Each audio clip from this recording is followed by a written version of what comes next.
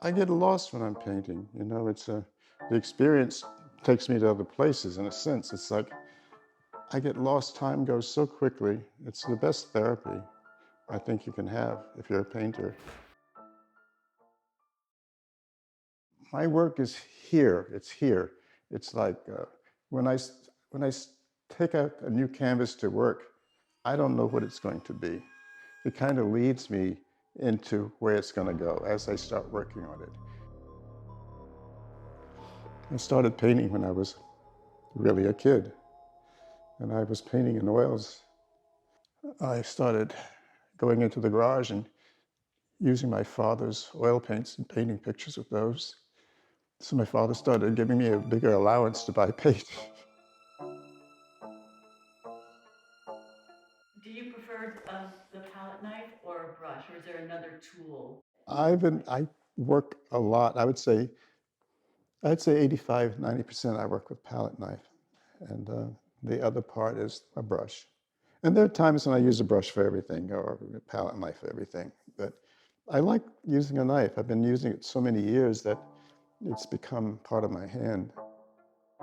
I feel that painting is like archaeology because when you dig into it, you're exposing, you're finding things.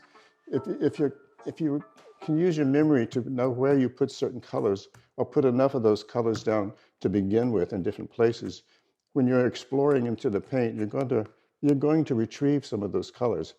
And it's up to you to kind of leave them or paint over them again. But you'll find these little discoveries that add to the painting.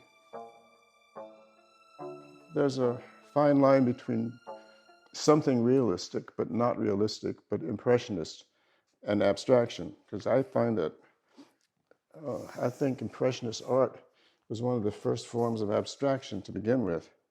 And I think most of my paintings are sort of abstract expressionist anyway, like these. This piece here, for instance, these are all based on nature. And I try to make them as abstract as possible, but still having some degree of something that you can identify with. If I do a scene of a pond or something, a waterscape, someone say, oh, it's Monet. Well, that's a compliment in many ways, but I wish my paintings looked like Monet, but I certainly don't have that. But I used to go to Giverny and sit in the garden there on one of those benches and look at this garden. I don't know how many times I did that. And his studio was there, and it was just so beautiful. And you could see every painting he'd ever done.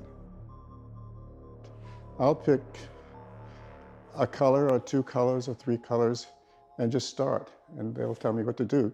Once I start making marks and start balancing something out with color, one color leads to the next and tells me where to put the next, and a shape does the same thing. So that's how I start. I have a good memory for things about art, not for names and not for things and in general, but I can remember faces, and I remember just driving around here, and seeing the light of something. I can see like the sunlight coming through here against something else, the trees or something, and I kind of record it. Not that I'm going to literally paint that, but those experiences, bring my paintings to life too. And I've found that my imagination, whatever it is my best tool.